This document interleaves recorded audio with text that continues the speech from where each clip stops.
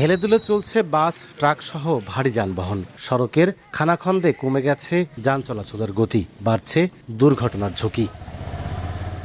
মাগুরা শ্রীপুর জেলা মহাসড়কের এমন চিত্র এখন নিত্যদিনের বাস্তবতা। দীর্ঘদিন সংস্কার না হয় চলাচলের অনুপযোগী হয়ে পড়েছে জেলার গুরুত্বপূর্ণ এই সড়কটি। স্থানীয়দের অভিযোগ, সড়কের অন্তত অর্ধশত স্থানে সৃষ্টি হয়েছে গর্ত, আর পুরো সড়কে রয়েছে ক্রোকোডাইল ক্রাক, যা সড়কের অবস্থা করে তুলেছে আরো নাজুক। এতে নষ্ট হচ্ছে যানবাহন, ঘটছে ছোট বড় দুর্ঘটনা। উপায় না পেয়ে নিজ খরচে সড়ক মেরামত করছে সিএনজি ও মাহেন্দ্র চালকরা। দ্রুত সড়কটি সংস্কার করার দাবি স্থানীয়দের। রাস্তা খুব খারাপ, এত খারাপ যে রাস্তায় চলা যায় না। ভাঙ্গার ঠেলায় হচ্ছে যে এমনি হচ্ছে গাড়ি যাইতে গেলে অ্যাক্সিডেন্ট করে 4-5 টাকার পাতি মাংস প্রতিদিন। রাস্তার কারণে গাড়ির ড্যামেজ হচ্ছে খুব।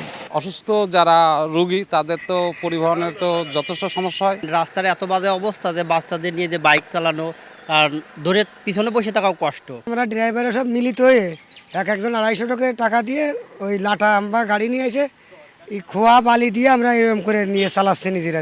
এই রাস্তাটা অতি দ্রুত কমপ্লিট হয়ে যাক, যাতে আমরা ঠিক মতন চলতে পারি। সড়ক বিভাগ বলছে সড়কটি সংস্কারে উদ্যোগ নেওয়া হয়েছে, শিগগিরই শুরু হবে কাজ।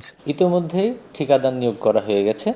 এখানে অতি সত্বর ঠিকাদার কাজ শুরু করবে ইনশাল্লাহ, এবং কাজ শুরু করলে তারা স্বল্পতম সময়ের মধ্যেই এটি পুরোদমে মেরামত করে চলাচলের উপযোগী করে ফেলবে। 14 কিলোমিটার এই মহাসড়ক দিয়ে মাগুরা সদর, শ্রীপুর ছাড়াও চলাচল করে আশপাশের অন্তত 3 উপজেলার মানুষ। লোটাস রহমান সোহাগ, সময় সংবাদ, মাগুরা।